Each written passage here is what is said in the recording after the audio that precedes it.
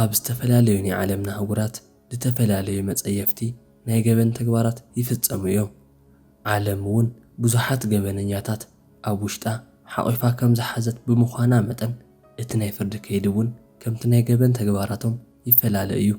ብፍላይ ናይ ኣሜሪካ ናይ ፍርዲ ውሳነ ንመብዛሕትኦም ናይ ሞት ፍርዲ ውሳነ ንኽግበረሎም ወይ እውን ካብ ናይ ሞት ቅፅዓት ዘይነኣኣስ ተኸታታሊ ናይ ዕድመ ልክዕ ማእሰርቲ ትገብር እያ። ኮይኑ እውን ኣብ ናይ ሎማዓንቲ ናይ ገበን ማህደርና ግን ገበነኛታት ናይ ሞት ቅፅዓቶም ቅድሚ ምቕባሎም ዝዛረብዎ ናይ መወዳእታ ቃሎም ክንዕዘቡ ሒዘልኩም መፅእ ኣለኹ። ክቡራት ቤተሰብ ከመይ ጸኒሕኩም? ኣብ ናይ ሎማዓንቲ ትሕዝቶና ገበነኛታት ናይ ሞት ቅፅዓት ክቕበሉ ከለው ዝዛረብዎ ናይ መወዳእታ ቃሎም ምድነቕን ግራ ዘእትወልካ ድኾነ ዘረብኦምን ክንዕዘቦ ኢና። እቲ ቪድዮ ከም እትፈትውዎ ስለ ዘይጠራጠር ላይክ ብምግባር ጀምርዎ። ናብዚ ቻናል ሓደሽቲ ዝኾንኩም ድማ ሰብስክራይብ ብምግባር ተጸንበሩ እናበልኩ ነቲ ቪድዮታትና ሸር ብምግባር ናብ ካልኦት ንኽባጻሕ ዓድምዎም እናበልኩ ነቲ ናይ ሎማዓንቲ ፍልይ ዝበለ መደብ ንተዓዘብ። ኣብቲ ፈላማይ ንረኽቦ ናይ ዱሰልዶርፍ ሰይጣን ብድብል ዝፍለጥ ገበነኛ ናይ መወዳእታ ዘረብኡ እንታይ ከም ድመስል እዩ። ሜይ 26 ብ1883 ኣብ ጀርመን ሬንድ ተወልደ ፒተር ኮርተን ብናይ ጾታዊ ጥቃዕትን ብናይ ቅትለት ገበንን ድፍለጥ እንትኾን ንዕኡ ፍሉይ ድገበሮ ናይ ሰባት ደም ብምስታይ እዩ ነይሩ። እዚ ናይ ዱሰልዶርፍ ሰይጣን ብዝሰርሖ ናይ ጭካነ ተግባሩ ብ1931 ኣብ ጊሎቲ ክሳዱ ተቖሪጹ ንኽመውት ተወሲኑሉ ነይሩ። ኮይኑ እውን ቅድሚ ምሟቱ ንእሽተይ ኣቐድም ኣቢሉ ናብ ናይ ርእሱ ሓኪም ብምኻድ ነቲ ናይ መወዳእታ ቃሉ ሂቡ እዩ። እዚ እውን ተዛረበንስከ ሓንጎለይ ድሕሪ ምቑራጹ ነቲ ካብኡን ታሕቲ ዘሎ ኣካለይ ካብቲ ርእሰይ ዝወፅእ ደም ክሰምዖ ይኽእል እየ ዋላ ነፃ ትኹን ንገረኒ ክብል ሓተቶ።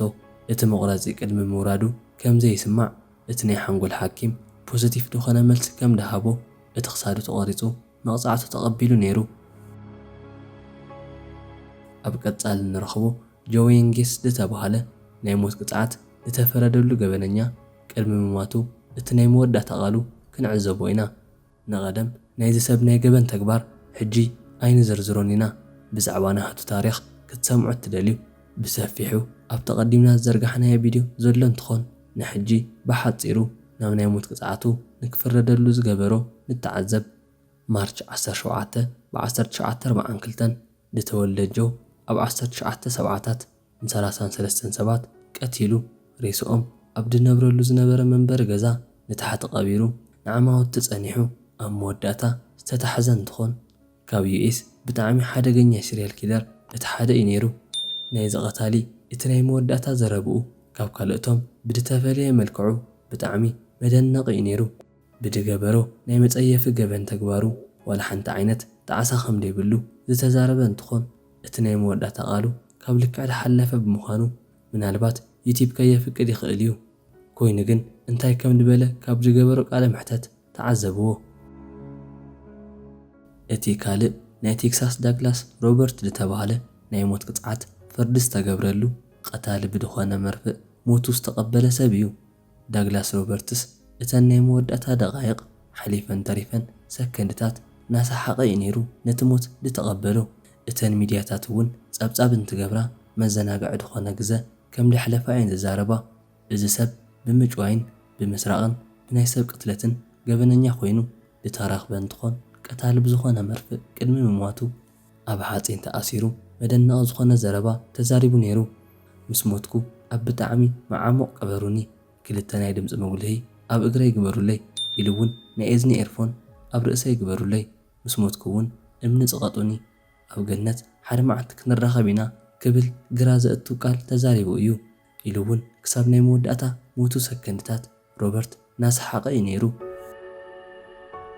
ቀጻሊት ኣብ ሆሊውድ ፊልም ኢሉ እውን ኣብ ናይ ዶኩመንተሪ ፊልምታት ዝተሰርሐላ ኣሜሪካዊት ሲርያል ኪለር እንትኾን ንሕና እውን ኣብ ናይ ገበን ታሪክ ማህደርና ስፍሕ ብድበለ ገለጻ ብዛዕባ እዚኣ ገበነኛ ጓል ሰሪሕናዮ ኢና።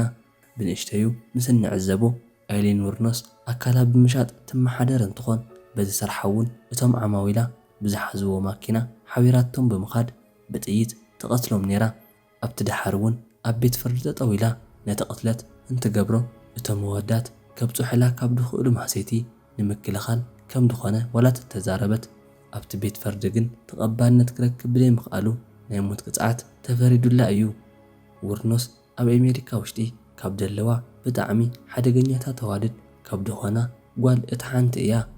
ኣብ ኦክቶበር 2002 ናይ ሞት ቅፅዓታ ቀታሊ ብድኾነ መርፍእ ቅድሚ ምሟታ ዝተዛረበቶ ትርጉም ኣልቦ ድኾነ ዘረባ እዩ ነይሩ። ክብሎ ዝደለኹ ናብቲ ናይ እምኒ ቦታ ናኸድኩ እየ ኢሉ እውን ኣብ ናይ ነፃነት መዓልቲ ምስ ኣምላኽ ክመጽእ እየ እወ ክመጽእ እየ ዝብል ዘረባ እዩ ነይሩ። እቲ ካልእ ኣብ ናይ ሞት ቅፅዓት ውሽጢ ዝነበረ ሪቻርድ ኣሮን ኮብ እዩ። ኮብ ኣብ 2013 ቴክሳስ ውሽጢ ቀታሊ ብድኾነ መርፍእ ተቐቲሉ እዩ። እዚ ቀታሊ ብምስራቕ ኢሉ እውን ብምቕታል ዝዓይነቱ ገበና ፈጸመ ዝጸንሐ እንትኾን ኣብ ሓደ መዓልቲ ኮብ ምስ መሓዝኡ ብምዃን ናብ ሓደ ሾቕ ብምኻድ ስርቂ ዝፈጸመ እንትኾን ኣብዚ ጥራሕ ጠጠው ኣየበለን። ኣብቲ ሾቕ ውሽጢ ዝነበራ 2 ኣዋልድ ሰራሕተኛታትን ሓደ ወዲ ዓሚልን ብሓይሊ ናብ ማኪና ውሽጢ ብምስቃል ርሕቕ ናብ ዝበለ ቦታ ወሲዶም ብጥይት ቀቲሎም ነይሮም። በዝን ብኻልኦትን ብዝተፈላለዩ ናይ ገበን ተግባራቱ ብናይ ሞት ቅፅዓት ንኽቕፃዕ ዝተፈርደሉ እንትኾን ናይ ዝገበነኛ ሰብ እቲ ናይ መወዳእታ ቓሉ ብጣዕሚ መደነቒ እዩ ነይሩ። እዚ ወዲ ሰብ ድመጻሉ ናይ ብላሽ ኣተሓሳስብኡ ናብ ጥዑይ ድኾነ ኣተሓሳስባ ከም ዘምጽኦ ተስፋ ይገብር። ህይወት ብጣዕሚ ሓጻር እያ እናበለ ድሕሪ ሰከንድታት ኣብ ኣካሉ ውሽጢ እቲ ስም ስለ ዝኣተወ ትንፋሱ ቀስ ብቐስ ጠጠው ኣበለ። እቲ ካልእ ኣብ ናይ ኣሜሪካ ታሪኽ ብናይ ገበን ተግባሩ ቀዳማይ ተርታ ዝሓዘን ኣብ ናይ ኤሌክትሪክ ወንበር ኮፍ ኢሉ እቲ ናይ ሞት ቅፅዓት ንኽቕበል ዝተገብረ ቴድ በንዲ እቲ ናይ መወዳእታ ዘረብኡ ክንሪኦ ኢና። ብቴድ በንዲ ዝተቐትሉ ብዙሖም ክንደይ ዝኣኽሉ ከም ድኾኑ ብልክዕ ዋላ ተዘይተፈልጠ ዝፈጸሞ ናይ ገበን ተግባሩ ናይ ጾታ ዓመፅ የብፅሕ ነይሩ። ቀፂሉ እውን ይቐትሎም። በዚ መሰክሕ ተግባሩ ጃንዋሪ 24 1989 ኣብቲ ቀትሪ ሰዓት ካብ ዝሰርሖ ናይ ገበን ኣንጻር ብዙሓት ይውሕዶ ካብ ዝብልዎ እዚ ኣብ ኤሌክትሪክ ወንበር ኮፍ ኢሉ ናይ ሞት ቅፅዓቱ ክወስድ ክኢሉ እዩ። ንሃቱ እውን ከምቶም ካልኦት ነቲ ናይ መወዳእታ ቓሉ ተዛሪቡ እዩ ሓሊፉ። ናይ ቴድ በንዲ ሞት ብሚልዮናት ዝቑጸሩ ሰባት ነቲ ሞት ናተዓዘብዎ ዝነበሩ እንትኾኑ በቲ ናይ ፍርዲ ውሳነ እውን ከም ዝተሓጐሱ ተዛሪቦም እዮም። ቴድ በንዲ እቲ ናይ መወዳእታ ቓሉ ቅድሚ ምዝራበይ ነቲ ሙሉእ መደብ ክትሪኡ ንእትደልዩ ኣቐዲመ ብድሰራሕኽዎ ቪድዮ ክትዕዘቡ ትኽእል ኢኹም። ቴድ በንዲ ቅድሚ ምሟቱ ውሕዳት ደቓይቕ ንቤተሰቡን መሓዙቱን ከም ዝፈቱ ተዛሪቡ እዩ ነይሩ ነቲ ናይ ሞት ቅፅዓቱ ዝተቐበሎ። እቲ ናይ መወዳእታ ናይ ሞት ተቐጻዒ ካርል ፓርዝላም እዩ።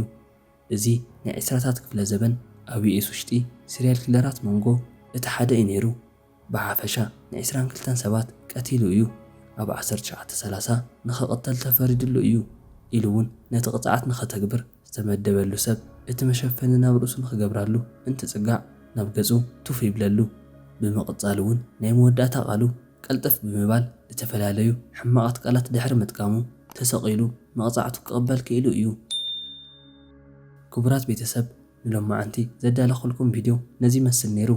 ቀጻሊ መደብ ቀልጢፉ ንኽበጽሓኩም ናይ ደወል ምልክት ምጥዋቕ ኣይትረስዑ።